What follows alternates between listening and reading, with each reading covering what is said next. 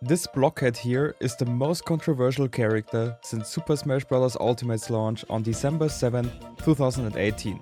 And yes, the game's been almost out for 4 years. Sorry for making you feel old now. Upon release, many players saw the potential in Steve immediately. And some didn't. New Steve techniques are found frequently, and the Steve meta seemingly develops faster than the counterplay meta. There are many people who recognize this meta growth. Top players, tournament organizers, commentators, streamers, content creators, and Twitter users. Players around the world on Twitter discussed if Steve should be banned or not.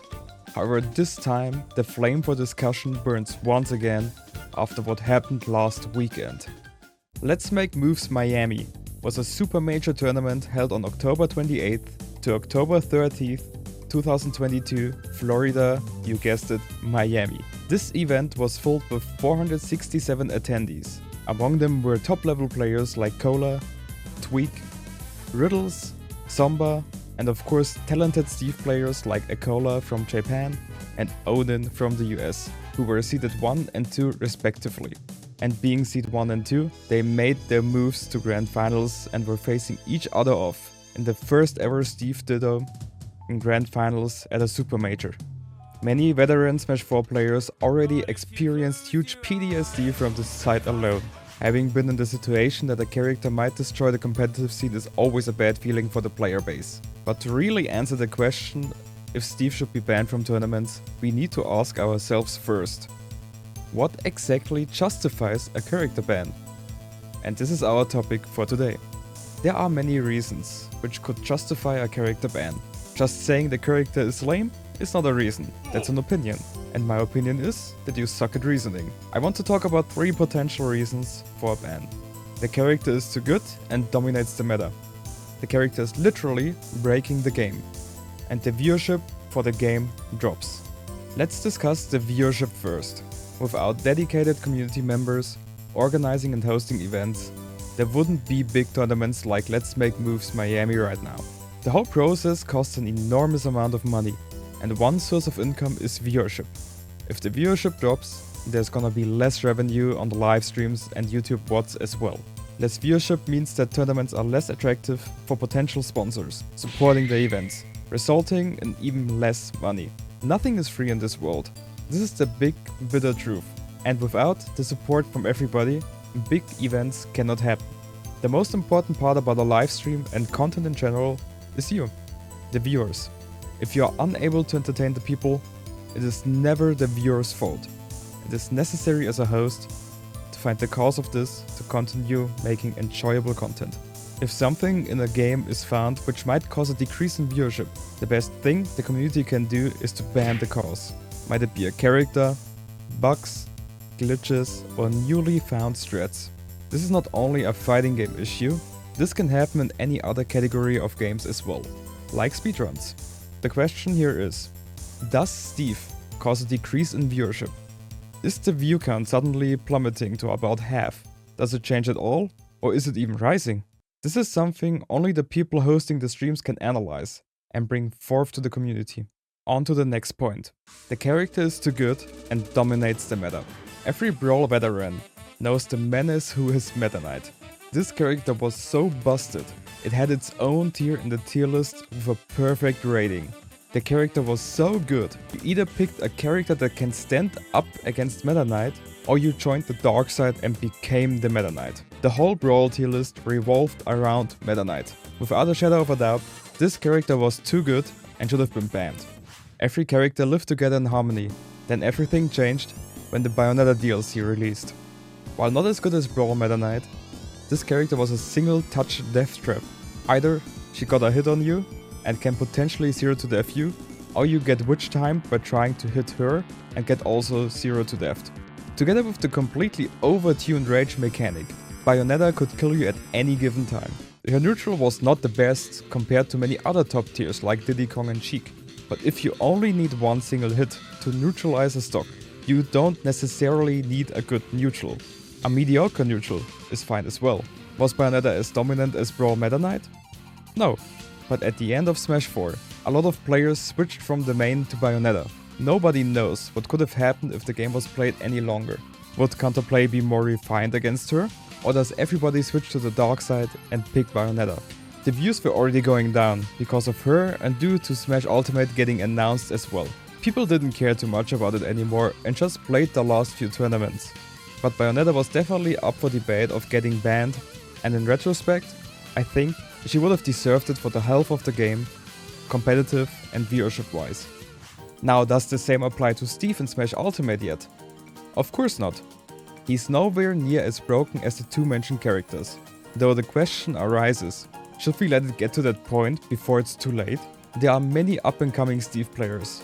However, it is not like they are dominating the tournaments right now. At Let's Make Moves Miami, we had a Steve Grand Final, but we have also seen how a player like MK Leo deals with Steve at the Ludwig Invitational, not even dropping a single game to the Steve players. The last and final reason I want to discuss is, the character is literally breaking the game. But what exactly is game breaking? Game breaking means to literally break the game, rendering it unchallenging by altering its rules or exploiting loopholes or weaknesses. Let's look at an example from another Smash title, Super Smash Bros. Melee. These two are Popo and Nana. They are the Ice Climbers, and they can kill you with one grab. This technique is called wobbling. You basically get one grab and play a rhythm game until kill percent and take the stock. But how is this game breaking? Usually when you get grabbed by a character, you break out of the grab after a certain time automatically. However, the Ice Climbers can extend this time to infinite by pummeling with one climber and attacking with the other climber in a specific rhythm, making it impossible to break out of the grab until the climber decides it's time to die for you. Wobbling is banned nowadays because the Melee community deemed it too powerful. But it doesn't stop there.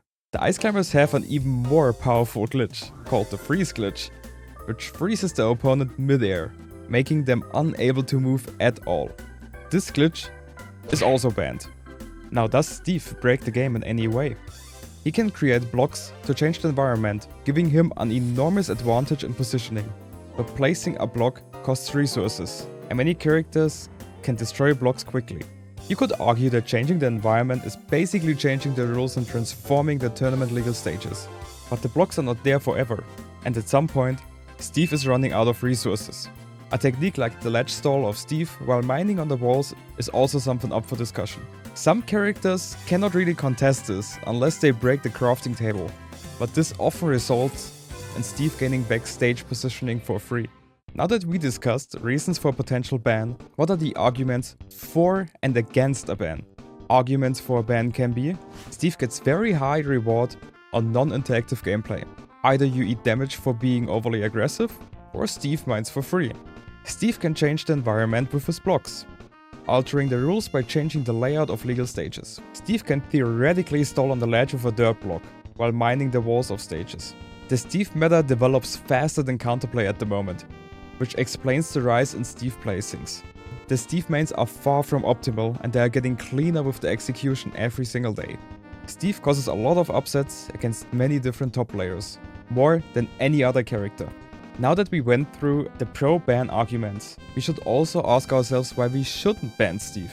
There are only a few Steve mains placing high. It's not like a Bayonetta or Meta Knight invasion. While Steve mains are definitely on the rise, not every second player picks this character. While the meta for Steve develops fast, the counterplay doesn't. There's a lot that can be optimized, like SDIing out of Steve combos and pressuring Steve correctly at a certain distance. Because there's a lot of different techniques and moves Steve can do, players get hit by a lot of stuff. But counterplay is something that can also be developed. This now is completely subjective, but Steve from a viewer perspective is fun to watch and draws in new players as well. There is so much different stuff happening when Steve is on the board, and it keeps it interesting in comparison to all the other defensive characters like Sonic and Pac-Man. So, is Steve ban worthy? Honestly, this is nothing I can decide, but we must decide as a community. In my personal opinion, I don't think he is ban worthy. However, we can look for alternatives to ban techniques in his toolkit, like ledge stalling with a block to mine on the walls. This technique does not accidentally occur, but is in control of the players. From my point of view, Steve doesn't break the game in a serious matter. Of course, he can play his blocks, but it's not like a GG I win kind of move. but you can also use the environment to your advantage at given times. Also, Steve is not dominating the meta currently like other characters did in the past. And as far as I can see, Steve doesn't hurt the viewership, but instead has the ability to draw new players in and make them excited for tournaments.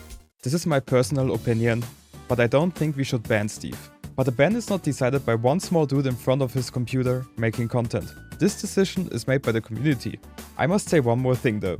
If a ban should be applied, it would be nice for the Steve mains who worked hard for their character, being in training mode, and labbing all the Steve techniques to not completely drop back to zero and learn a new character. A transitioning phase of a few months or something before the ban would be a nice idea. Or maybe in this time, the tournament rules change to one character ban per set, so you can ban Steve, but the Steve players get also something in return during this time. It's just a suggestion to not completely ruin the player base. I hope you liked the video. I know this is a rather difficult topic, because if you ban something too late, the game might end up dying, and we all don't want that. But also if you ban something too early, you might have prematurely made decisions without any justification. If you liked the video, don't forget to smash the subscribe button, and thank you all for watching. I'm Sillintor, and I see you all next time.